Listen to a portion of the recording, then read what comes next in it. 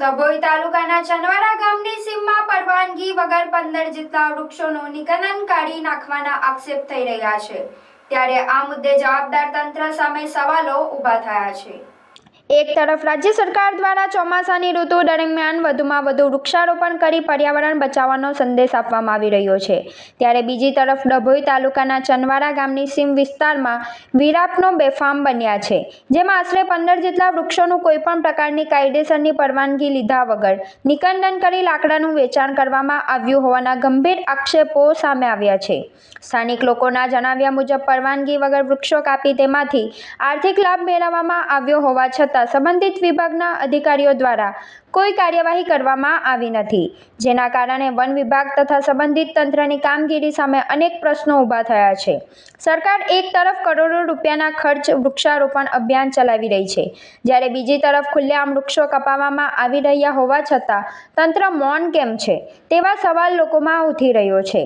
આ મામલે ચનવાડા ગામના સરપંચનો સંપર્ક કરતા તેમણે જણાવ્યું હતું કે આ બાબતની મને કોઈ જાણ નથી અને ગ્રામ પંચાયતમાંથી પણ કોઈ પ્રકારની પરવાનગી લેવામાં આવી નથી।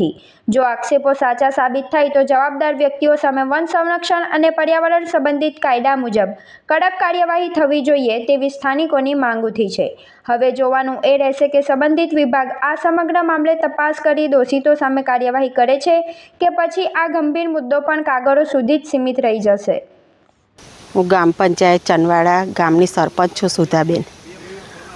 ચનવાડા ગામમાં એક નહેર હતી, ત્યાં આગળ ઝાડ કાપ્યા છે પણ પંચાયતને કંઈ જાણ કરેલ નથી અને મને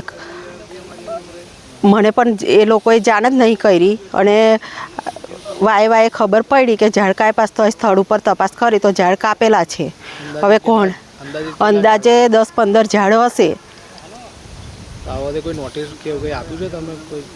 ના, અત્યારે અમને ખબર પડી એટલે અમે આવ્યા અને આ મીડિયાવાળાને જાણ કરી। હજુ અમે નોટિસ આપીશું અને કાયદેસરની કાર્યવાહી કરીશું।